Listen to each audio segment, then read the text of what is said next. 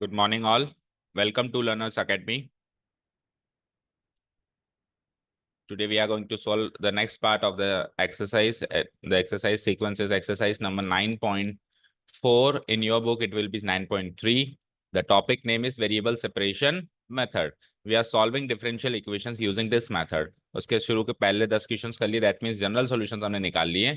And for the very first time in this chapter, we are going to find the particular solution of a DE. अब particular solution of A DE का meaning क्या है कि general solution तो निकलेगा ही निकलेगा. एक बार general देखो, अगर इसको मैं यहाँ से यहाँ तक रीड करूँ, कहाँ से कहाँ तक, यहाँ से यहाँ तक अगर मैं इसको रीड करूँ तो ये क्वेश्चन कल वाली कैटेगरी का ही क्वेश्चन है सेम. अब आगे इसका जो सॉल्यूशन निकलेगा y as a function of x, उस फंक्शन ऑफ x के साथ c नामक क्वांटिटी जुड़ी हुई होगी. इस c नामक क्वांटिटी को आपको एलिमिनेट करना है. यही पर्टिकुलर सॉल्यूशन है. क्या डिफरेंस सीखा था हमने जनरल सॉल्यूशन और पर्टिकुलर सॉल्यूशन में? General solution contains the arbitrary constants but particular solution does not contain the arbitrary constants. It may contain the particular constants like 1 2 3 4, but it may not contain it cannot contain the arbitrary constants a b c etcetera. Right. अब इसको हटाए कैसे? Simple सी बात करें तो y equal to f x, यानी कि जो सॉल्यूशन है वो कल तक c सहित था, आज c रहित बनाना है. यही पर्टिकुलर सॉल्यूशन है. And how do we do this? Using the extra information y equal to 1 when x equal to 0. हर जगह देखो कुछ एक्स्ट्रा इन्फॉर्मेशन है ना? है कि नहीं है? जब तक ये एक्स्ट्रा इन्फॉर्मेशन नहीं मिलेगी तब तक आप सी को नहीं एलिमिनेट कर सकते. तो फाइनली जो जनरल सॉल्यूशन आएगा ना, ये जो जनरल सॉल्यूशन आएगा ना, इसमें आप ये y की वैल्यू 1 और x की वैल्यू 0 पुटअप करेंगे तो c की एक पर्टिकुलर वैल्यू निकल के आएगी. समझ में आया? वो c की पर्टिकुलर वापस इसी में डाल देंगे तो c एलिमिनेट हो जाएगा और एक पर्टिकुलर कांस्टेंट आ जाएगा आर्बिट्रेरी कांस्टेंट की जगह. समझ में आया सब कुछ? चलो वो सारा काम तो हो जाएगा. मेन बात तो ले दे कि यही कि डीई को कैसे सॉल्व करें. राइट. तो रफ शीट और पेन निकाल लो. आज का हम वही इंटीग्रेशन वाला पोर्शन रिपीट करने वाले हैं. सारे के सारे क्वेश्चन एज आपके जो ये specially 11th 12th and 13th and 14th, ये चार क्वेश्चन तो आपके कुछ भी नहीं है. और एक 15th भी मान लो. 15th कहने के लिए वर्ड प्रॉब्लम है, लेकिन इसी कैटेगरी में मान लो कि पांच क्वेश्चन तो आपके इंटीग्रेशन चैप्टर का रिवीजन है. ठीक है. जिसमें इसमें और इसमें तो क्या होगा आपको पता है? Partial fractions. पार्शियल फ्रैक्शंस आपने कई बार सॉल्व किए हैं. सॉल्व करके आपको इंटीग्रल सॉल्व करना है. That is the main point. चलो, here the given differential equation is, first of all write down the differential equation.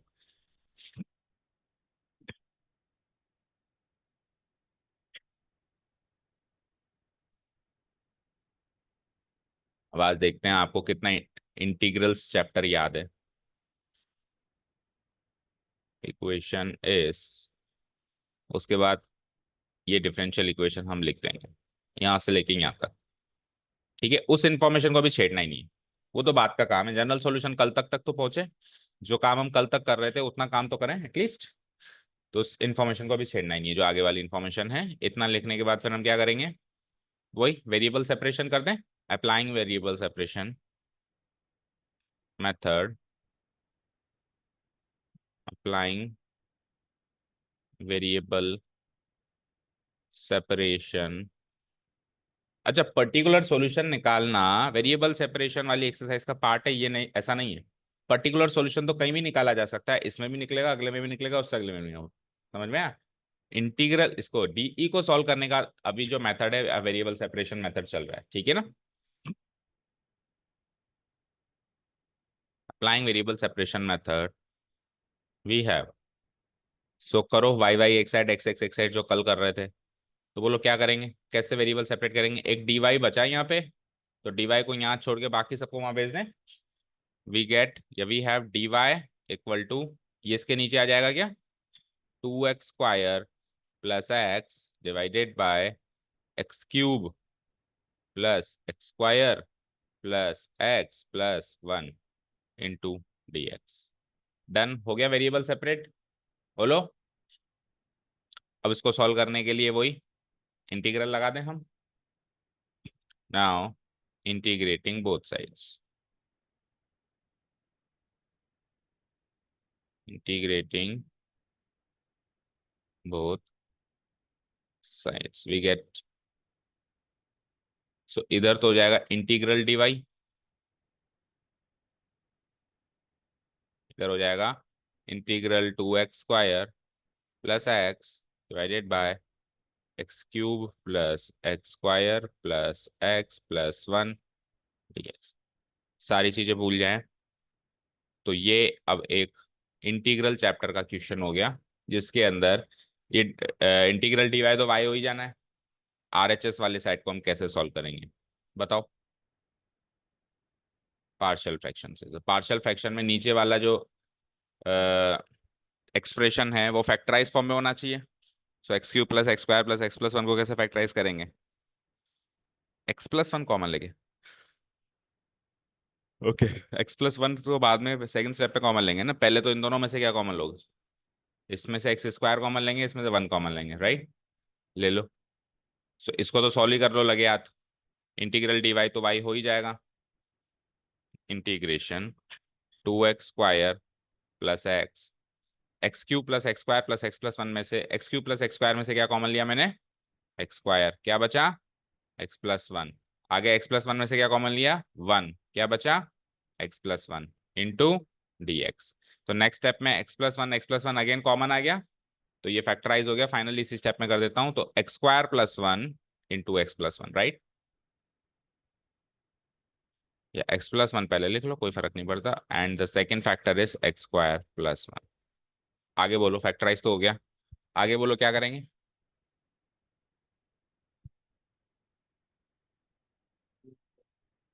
कौन से वाले फॉर्म से मैच कर रहा है ये पार्शियल फ्रैक्शन के? हम्म फिफ्थ फॉर्म से मैच कर रहा है। ठीक है, बोलो तो इसको किससे मैं कंपेयर करूंगा? No, let 2x² plus x divided by x plus 1 into x² plus 1 b। अच्छा, वन मोर थिंग, अगर यहाँ से देखो, यहाँ से मैंने x² कॉमन लिया तो x प्लस 1 बचा। नहीं बचता तो मान लो यहाँ कि x प्लस 2 होता, तो फिर कैसे इसको फैक्टराइज करते हैं? लॉन्ग डिवीजन मेथड से करते हैं, ठीक है। चलो, तो वो भी याद तो होना चाहिए। बी तो किससे कंपेयर करेंगे, कौन सी फॉर्मेट है? ये लीनियर है, तो a divided by x plus 1। And ये जो है क्वाड्रेटिक है, तो ऊपर लीनियर आएगा, bx plus c divided by x² plus 1। ठीक है, तो कंपेयर करो और ए बी सी की वैल्यू निकालो सारे बच्चे। फाइनली मुझे बताओ ए क्या निकला, बी क्या निकला, सी क्या निकला, क्योंकि ये काम तो हम काफी बार कर चुके हैं।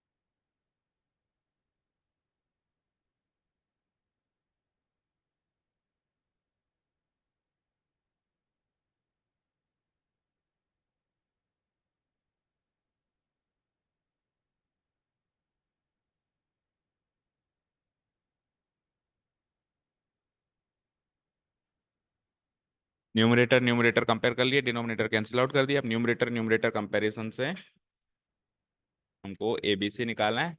यहाँ पे दो तरीके होते थे, एक तो कोएफिशिएंट कंपैरिजन जो कि हम रेयरली यूज करते थे, और दूसरा तरीका क्या होता था? एलिमिनेशन।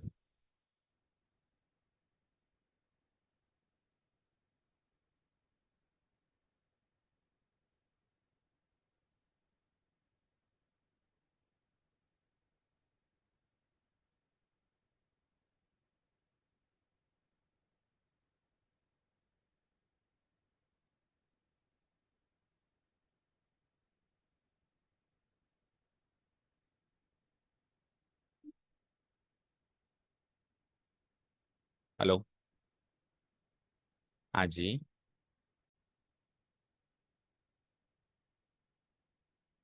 रिकॉर्डिंग स्टार्ट करी नहीं हमने।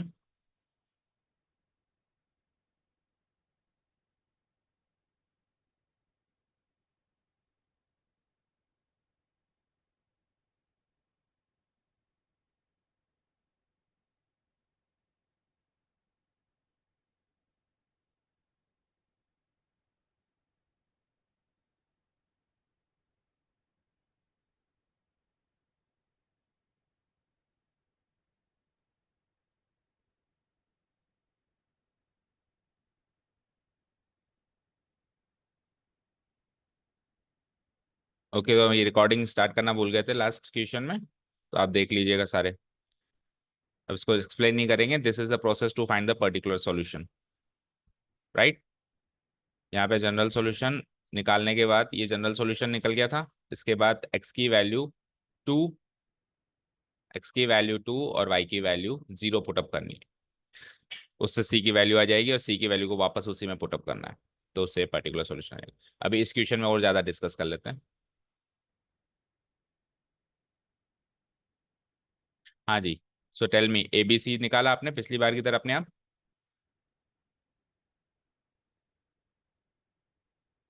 ए इक्वल टू -1, बताओ। ए इक्वल टू -1, ठीक है। बी की वैल्यू हाफ, सी की वैल्यू वो भी हाफ। ओके, अब उसको पिछली बार की तरह क्रॉस वेरीफाई करते हैं कि सही निकाला है कि गलत निकाला है। Let's see. सो यहाँ से ऐसा करने से मेरा y क्या बनता है, इस y में पुटअप कर दूं मैं इस वाले एक्सप्रेशन में। सो y बनता है मेरा y इक्वल टू, ठीक है, a डिवाइडेड बाई एक्स है। a की वैल्यू आपने -1 निकाली है, तो इंटीग्रल तो लगा ही दो। -1/x हो जाएगा ये dx। ठीक है, फिर b की वैल्यू हाफ निकाली है, तो b डिवाइड बाई एक्स -1 है, तो हाफ डिवाइडेड बाय एक्स माइ बी के नीचे x-1 है, half divide by x-1 dx। और c की वैल्यू अगेन हाफ निकाली है, तो हाफ डिवाइडेड बाय उसके नीचे c के नीचे क्या है x+1 dx। और ब्रैकेट लगाओ, डन। इम्प्लाइज, चलो एक ही स्टेप में तो इंटीग्रेट हो जाएगा ना। क्या बनेगा बताओ, minus log modulus x plus half log modulus x-1 plus half log modulus x+1 and plus C. अब देखो वो लॉग को मर्ज करवाएगा 100% है, तो अभी कर देते हैं, जनरल सॉल्यूशन में ही कर देते हैं, ताकि पर्टिकुलर सॉल्यूशन में वो एक्स्ट्रा काम करने को नहीं रहेगा। तो एक बार करना है, या तो यहाँ कर लो या वहां कर लो। चलो, तो इस तरह कर दो। तो y इक्वल टू, मुझे बताओ इन पहली दूसरी तीसरी टर्म में से क्या कॉमन आ सकता है, 1 2 3। हाफ को कॉमन ले लूं मैं, बताओ। तो अगर मैंने हाफ को कॉमन ले लिया, तो ये 2 log x बच गया यहाँ से, ठीक है। तो 2 तो अंदर चला जाएगा, तो x² हो जाएगा, और इसका आगे माइनस और लगा हुआ है, माइनस लगा हुआ है तो वो नीचे आ जाएगा, डिनोमिनेटर में आ जाएगा x²। तो चलो, और ये हाफ कॉमन लेते हैं, x-1 बचा तो ऊपर आएगा ये, और ये हाफ लो इसमें से हाफ कॉमन लेते हैं, x+1 बचा, और ये भी प्लस में, तो ये भी ऊपर आएगा। और x-1 इंटू x+1 क्या होता है, इसको मर्ज करके अपन x² - 1 भी कर सकते हैं, राइट। हो गया सारे लॉग लॉग वाले क्वांटिटीज एक साथ सॉल्व, और लास्ट में बस अब प्लस ही बचा है। So this is the general solution. General solution को आप इससे ज्यादा सॉल्व नहीं करते अगर जनरल सॉल्यूशन का क्वेश्चन होता तो, right. Is the general solution of the given BE, right, of the given BE, right. अब क्या करना है, पर्टिकुलर सॉल्यूशन निकालना है। पर्टिकुलर सॉल्यूशन निकालने के लिए चले नेक्स्ट पेज पे। देखो एक बार वापस मुझे बताओ क्या जनरल सॉल्यूशन निकाला आपने, y equal to half log, ऊपर में तो है x² - 1, नीचे में क्या है x², राइट, सही है। And then plus C. Okay, so ये जनरल सॉल्यूशन निकला है। इसमें हम क्या करेंगे, ये जो वैल्यूज गिवन है y equal to 0 and x, ये पुटअप करेंगे to find the value of c। क्या लिखेंगे, now it is also given that, also given that, और फिर गिवन इंफॉर्मेशन लिख देंगे। Given information is y equal to 0 when x equal to 2। So putting x comma y equal to what, 0 comma, नहीं 2,0, उल्टा कर दिया। x की value 2 है और y की वैल्यू 0 है। अभी तो रिकॉर्डिंग स्टार्ट है क्या? सही है। In the what, general solution of the given DE, of the given DE, और ये काम हम क्यों कर रहे हैं, to find the, to find what, to find the particular solution, to find the particular solution, ठीक है। So let's put it, we get, आ जाओ, वन बाय वन पुटअप करो। सबसे पहले आरएचएस में क्या है और एलएचएस में क्या है, वाई। तो वाई की वैल्यू क्या पुटअप करनी है, 0, यहाँ रख दो 0। फिर आ जाओ हाफ लॉग, और x की वैल्यू क्या पुटअप करनी है, 2, जहां जहां x है वहां 2 पुटअप करो। तो x² - 1 है तो 2² - 1, और x² है तो 2², सिंपली 2 पुटअप किया, नथिंग एल्स। इसमें केवल अब पिछली बार की तरह c बचा है, तो ये c सॉल्व हो जाएगा। करो सॉल्व, तो it is like 0 equal to half log modulus 2 square minus 1 यानी कि 3 और 2 स्क्वायर यानी कि 4, और पॉजिटिव मिल गया तो फिर मॉडुलस लगाने की जरूरत नहीं है, 3/4 प्लस सी। यहां से सी की वैल्यू निकालेंगे तो ये पूरी की पूरी क्वांटिटी इधर आ जाएगी, तो क्या वैल्यू आएगी सी की, माइनस हाफ लॉग 3/4, राइट। अब इस सी की वैल्यू को अगेन मैं जनरल सॉल्यूशन में पुट अप कर दूंगा to find its particular solution, वही मेरा आंसर होगा, ठीक है ना। Again putting c equal to this, again putting c equal to minus half log 3/4 in the general solution, we get in the general solution। तो ये 5 मिनट का काम एक्स्ट्रा रहेगा इन वाले क्वेश्चंस में आपके पास, किसी क्वेश्चन में ये काम भी थोड़ा हेक्टिक आ सकता है, अभी तक तो इजी था।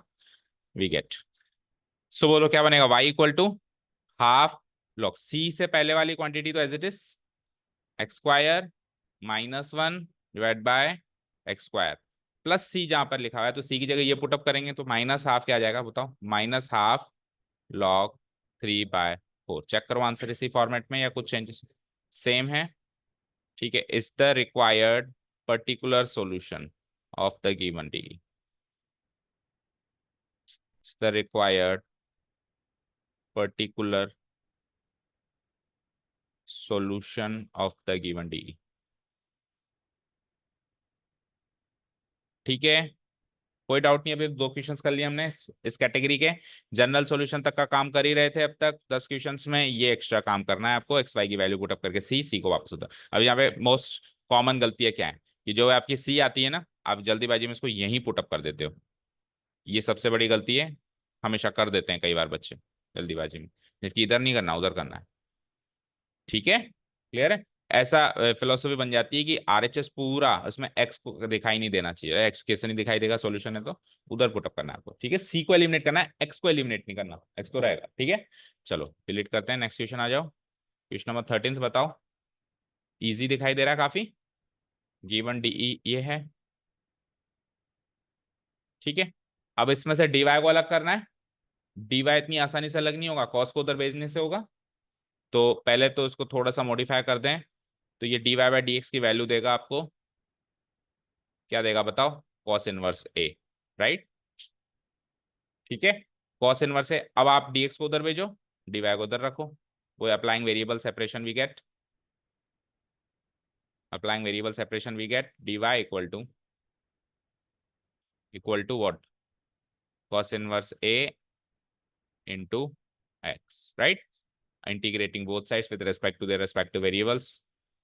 चलो जी, अब इस इंटीग्रल को कैसे सॉल्व करें, ये इंटीग्रल डीवाई तो हो जाएगा वाई, बताओ इसका आंसर कैसे आएगा, okay D x not x, yes, हाँ, इसका आंसर कैसे आएगा बताओ, कॉस इनवर्स ए को कैसे इंटीग्रेट करेंगे, कैसे करेंगे बताओ,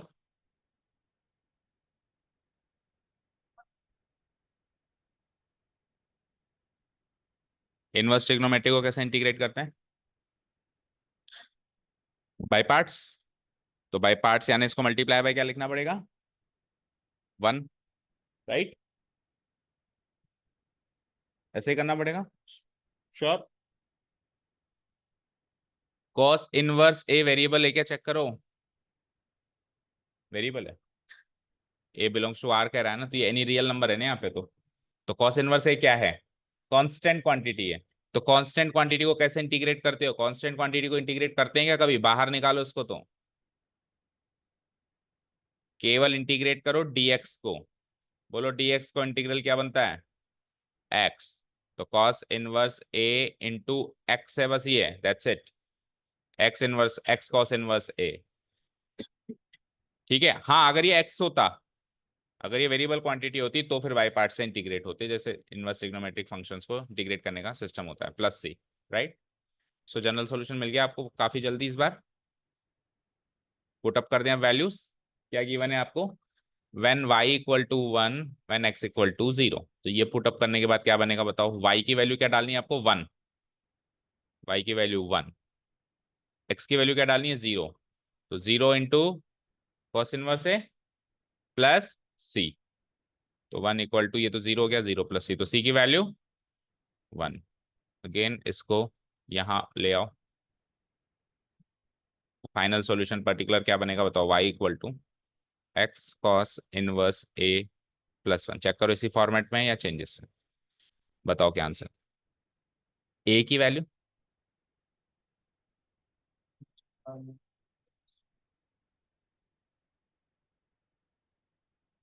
लिखा होगा है।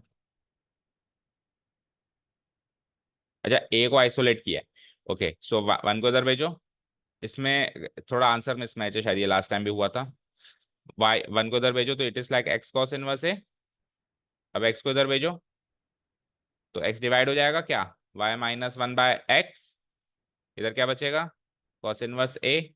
अब कॉस इनवर्स को इधर भेजो, क्योंकि देखो गिवन क्वेश्चन में भी कॉस था, कॉस इनवर्स नहीं था, तो इसमें भी कॉस इनवर्स को इधर भेजो। तो क्या हो जाएगा, कॉस इनवर्स इधर आके कॉस बन जाएगा, cos of Y minus 1/x, और इधर क्या बच जाएगा ए। अब आपके साथ वाई माइनस 2 है ना, तो ये तो गलत है, ये प्रिंटिंग मिस्टेक है, लास्ट टाइम भी थी। सी की वैल्यू वाई माइनस 2 लाने के लिए सी की वैल्यू 2 आएगी, वो कहीं से भी नहीं आ रही। डन, कोई डाउट नहीं है, सी की वैल्यू 2 कहीं से भी नहीं आएगी। सी की वैल्यू 2 तब आएगी जब y इक्वल टू 2 है। आपका क्वेश्चन देखो एक बार, y इक्वल टू 2 है क्या, y इक्वल टू 2 होगा तब जाके यहाँ पे 2 होगा, राइट, और यहाँ पे 2 होगा तो सी की वैल्यू 2 होगी। 1 ही है तो फिर ये प्रिंटिंग मिस्टेक है, ये 2-3 सालों से कंटिन्यू हो रही है मिस्टेक। इसका सॉल्यूशन कहीं और भी जाके देखोगे तो यही फाइनल आंसर है, y minus 1 divided by x ही आएगा, प्लस है। This is the required particular solution, ठीक है। चलो नेक्स्ट, इस कैटेगरी का लास्ट क्वेश्चन है, कर दूं delete. dy by d x equal to y 10x, कर दो वेरिएबल सेपरेट। y को इधर बुला लें, dx को उधर भेज दें तो y नीचे आ जाएगा, dy बाई वाई, और dx उधर जाएगा तो 10x into d x, integrating both sides with respect to their respective variables. ये तो बन जाएगा y। इंटीग्रल 10x बोलो प्रियांशु। हम्म,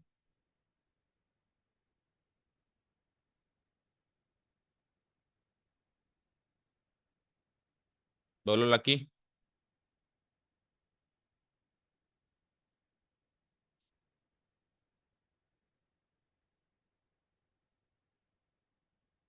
हम्म, बताओ कैसे आगे चले आप। इंटीग्रल चैप्टर की पहली एक्सरसाइज का पार्ट है, सबसे पहली एक्सरसाइज में। हम्म, लॉग मॉडुलस। अब इतना टाइम लगेगा तो आपका पेपर कैसे होगा ये बताना जरा, पेपर कैसे कर पाओगे आप एग्जाम में। तो रिकॉल, तो 7 चैप्टर का जो पार्ट है, जो मेन मेन फॉर्मूलाज हैं लाइक इंटीग्रल्स। अब डिफरेंशियल इक्वेशन में कोई फॉर्मूला तो है नहीं, पूरे चैप्टर में कोई फॉर्मूला है क्या बताओ, नहीं है। एप्लीकेशन ऑफ इंटीग्रल चैप्टर में कोई फॉर्मूला है क्या, नहीं है, केवल टेक्निक्स है। फॉर्मूला किस किस चैप्टर में, डिफरेंशिएशन में, इंटीग्रेशन में, बस। तो हम ऑटोमेटिकली अपने को 5-7 दिन में उन पन्नों को पलट के और रिवाइज करते रहना है, कोई अलग से टाइम नहीं मिलेगा कि उस दिन रिवाइज करूंगा। दिन में 10 मिनट 15 मिनट भी एक्स्ट्रा है, 10-15 मिनट फिक्स कर लो कि 10-15 मिनट तो मेरे को डेली फॉर्मूला रिवीजन पे देना है। और फॉर्मूला सारे चैप्टर्स में नहीं है, पहले चैप्टर में कोई फॉर्मूला नहीं था, दूसरे में नहीं था, तीसरे में नहीं था, पहले 1 to 4 तो केवल टेक्निक्स है। आ जाओ, फॉर्मूला सीधा मिला मुझे 5th चैप्टर में, जो रटने वाले फॉर्मूले हैं। 6th में नहीं मिला, फिर एप्लीकेशन ऑफ डेरिवेटिव में फिर मिला 7th में। तो अब तक जितने चैप्टर्स हुए हैं, 2 ही तो चैप्टर्स के फॉर्मूले हैं, 5वें में और 7वें में। इनको डेली बेसिस पे रिवाइज करो, डेली नहीं कर सकते, 5-7 दिन में करो। कोई अलग से टाइम आएगा कि इनको रिवाइज करने का। Log modulus sec x plus C, okay, हो गया जनरल सॉल्यूशन खत्म। जनरल सॉल्यूशन खत्म हो गया तो put these values, y equal to 1 and when x equal to 0 करो। तो y की वैल्यू क्या पुटअप करनी है आपको, 1।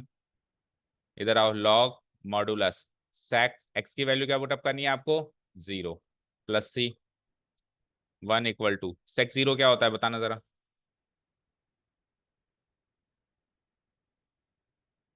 नॉट डिफाइन, सेक 0 क्या होता है, 1, तो लॉग 1 हो गया ये, लॉग 1 हो गया। और लॉग 1 क्या होता है, 0 प्लस सी, तो सी की वैल्यू क्या आ गई यहाँ से, 1। इसको अगेन डी सब्सटीट्यूट कर दो यहाँ पे to find the particular solution. y equal to log modulus sec x plus 1, देखो इसी फॉर्मेट में है, या फिर sec x को भी cos x बनाया है, तो फिर माइनस लॉग cos x हो जाएगा वो, 1 - log sec x या log sec x, y equal to sec x, देखो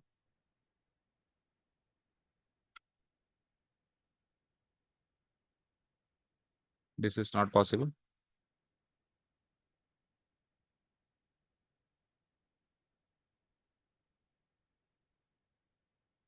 क्वेश्चन भी मैच करो फटाफट, क्वेश्चन भी मैच करो, कुछ चेंजेस है कि?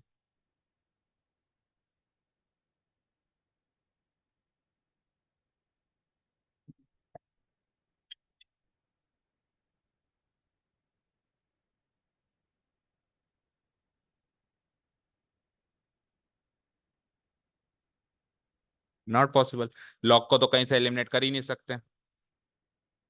sec x किसका इंटीग्रल होता है बताना जरा?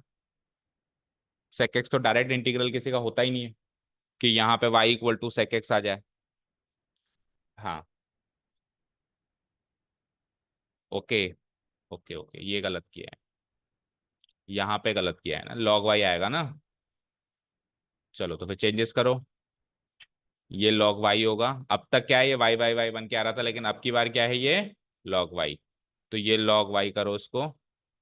तो फिर मुझे बताओ, सब लोग log में चले गए, तो फिर पुरानी टेक्निक अप्लाई करेंगे, इसको भी सी ना लिख के क्या लिखेंगे, log मॉडुलस सी। ठीक है, तो अभी तो फिर जनरल सॉल्यूशन में भी थोड़ा सा चेंजेस करो, पहले log log को हटाओ, उसके बाद करेंगे पर्टिकुलर सॉल्यूशन की बात, राइट? यस। तो यहाँ पे तो log मॉडुलस y, इधर क्या हो जाएगा, log of sec x into c, plus क्यों होगा, log a plus log b क्या होता है, log of a into b होता है, sec x इंटू सी। अब taking anti log on both sides, तो y equal to c sec x। अब ये जनरल सॉल्यूशन बन गया फाइनली, इसमें c की वैल्यू 1 आनी चाहिए, चेक करते हैं आती है कि नहीं आती। y की वैल्यू 1 पुट अप करी, तो c sec x, यानी c into sec x, x की वैल्यू क्या पुट अप करनी है, 0, तो sec 0 1 होता है, तो हो गया फिर ये काम, 1 इक्वल टू सी इंटू 1, तो सी बन जा सी इक्वल टू 1, सी को इधर पुट अप करो वापस इस जनरल सॉल्यूशन में, so you will get what, y equal to C बन जा सी sec x। अभी ठीक है, is the required particular solution, done. कर दें इसको इरेज, ठीक है। अब आज तो इतना ही करेंगे क्योंकि क्लास है मेरी नेक्स्ट पर्टिकुलर, चलो बाकी कल ही करेंगे। अब ये जो वर्ड प्रॉब्लम्स हैं, अच्छा वर्ड प्रॉब्लम कोई भी आएगी इस चैप्टर की, चाहे से इस एक्सरसाइज से आएगी, चाहे से अगली एक्सरसाइज से आएगी, चाहे से अगली एक्सरसाइज से आएगी, ये अंडरस्टूड है कि वर्ड प्रॉब्लम्स में जो डिफरेंशियल इक्वेशन मिलेगी मुझे, जैसे ये डिफरेंशियल इक्वेशन है, हर वर्ड प्रॉब्लम में एक डिफरेंशियल इक्वेशन मिलेगी, जैसे डिफरेंशियल इक्वेशन है, उसका पर्टिकुलर सॉल्यूशन ही निकालना है। जनरल सॉल्यूशन का तो इसमें कोई स्कोप ही नहीं, कोई चांस ही नहीं है, यानी कि आपको हर हर क्वेश्चन में कुछ ना कुछ एक्स्ट्रा इन्फॉर्मेशन मिलेगी। देखो ये 0,0 से पास करता है, देखो ये 1,-1 से पास करता है, तो कर्व अगर यहाँ से पास करता है तो उसको सेटिस्फाई करेगा ना, तो वो काम आपको करना है कि इसको पुटअप करके पर्टिकुलर सोल्यूशन निकालना। तो कल से फिर इन सारी क्वेश्चंस को हम एक ही क्लास में खत्म करने वाले हैं, राइट? चलो, thank you so much for listening to us, have a nice day, keep learning and